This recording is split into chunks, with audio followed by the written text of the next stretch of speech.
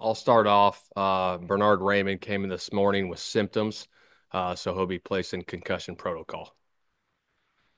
And with that, ready when you guys are. Take our first question from James.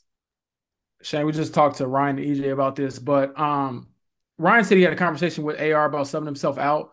Did you talk to him at all about that and maybe the optics of how that looks as when you're the quarterback? Yeah, we had a conversation about it this morning in the quarterback room, which I'll keep private. But obviously, in those situations, he knows, right, on those type of deals, like you can't take yourself out. And, it's a learning experience for him, and he's got to grow from it. And then one quick follow up. I know you've said after a couple of games this year, you got to be better for him, for the team. But you specifically, how can you make things or help AR, I guess, be easier out there or have an easier life out there when he's playing quarterback? Yeah, I think, maybe it's obviously we're dissecting everything and we're evaluating everything. Running the ball better, putting him in simpler positions, getting the ball out of his hands quicker so he's not dropping back, sitting back there. So we're constantly evaluating that, but we gotta be better there. Steven. Hey, Shane. Asking this not as an opinion of me, just to get you on the record, right? Because you're the guy. Um, Under what circumstances do you think a young guy at that spot would benefit from sitting? Or is your philosophy more like just you got to push through it and that's how you grow, you know? Yeah, I think it could go either way, right? I mean, Yeah. there's certain guys that throw guys into the fire early, and there's other guys that let them sit back and watch. So obviously playing, like I've said before, the more you play, the more you learn at that position. But is there benefit sometimes in sitting back and watching? Yeah, of course there is. And so those are just conversations that go on in the off season and constantly going on through NFL football teams.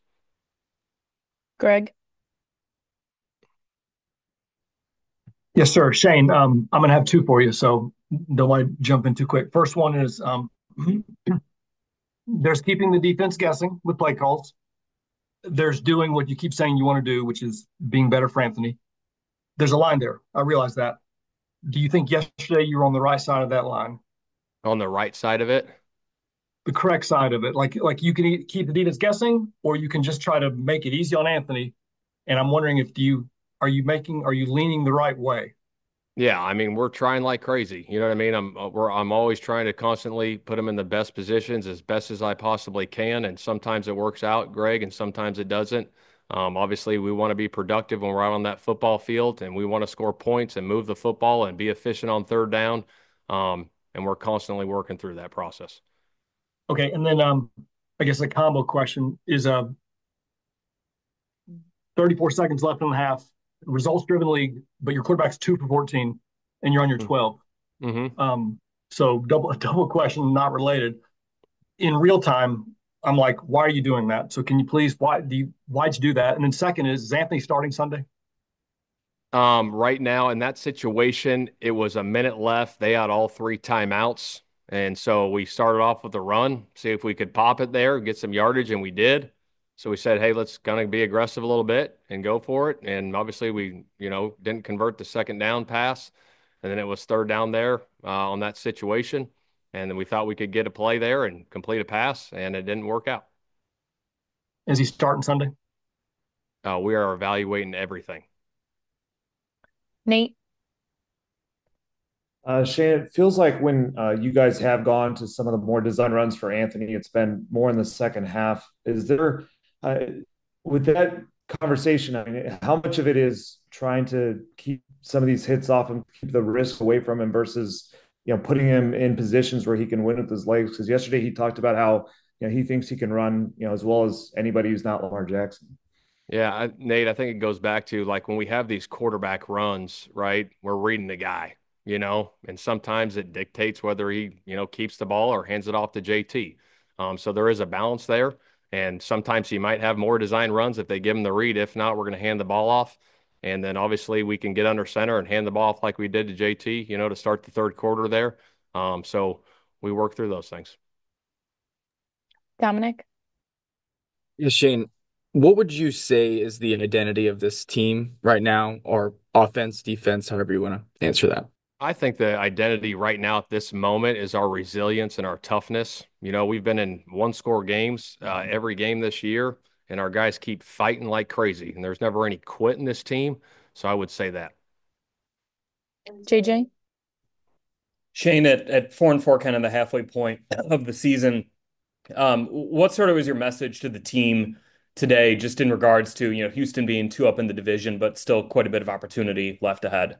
Yeah, I think right now, obviously sitting at 500, we're right in the thick of this thing. And like we said before, earlier on the season, we got to start hitting our strides. November's coming up, November, December, we got to play our best ball. Everything's right in front of us. And if you look at the standings, I mean, we're sitting right in the middle of it. We're right in the thick of it. And everything we want to achieve is out in front of us. And we got to go get it. Chap?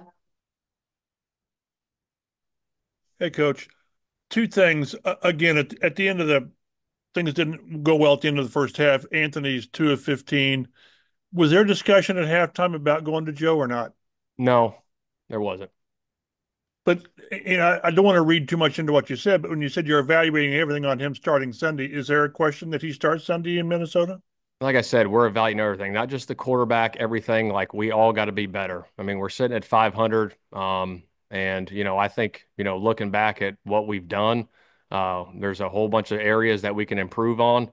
I'm not just talking about the quarterback. I'm talking about everything. And we got to be better moving forward.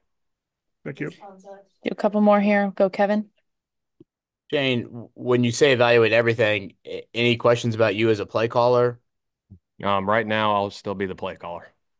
Okay. And then second, when you want to get into the week, what exactly will determine what route you take quarterback wise in terms of those evaluations? I don't know. We'll have those ongoing conversations in the next couple of days. Joel? Shane, in the past, you've kind of said when we've asked you about starting Joe, you've said Anthony's going to start. Is it just the way the passing game's gone that's led you to evaluate that part of it? Yeah, I think, obviously there's a whole bunch of different things, right? I mean, there really is. It's not just one guy, right? It's everything. We got to just look at the whole big picture and look at our football team, look at our roster, look at our personnel, look at our scheme, and then we go from there. And last question, James. Shane, you say you're going to evaluate everything. Did the self tap out thing, did that factor into this at all? No, it didn't. Okay, just to make sure. And then secondly, just to get it on the record, I guess. So you're saying, is Anthony your starting quarterback right now or not? Right now, today is yes. Just you don't know for the upcoming game if he is a starting quarterback. We're evaluating. Okay, thank you.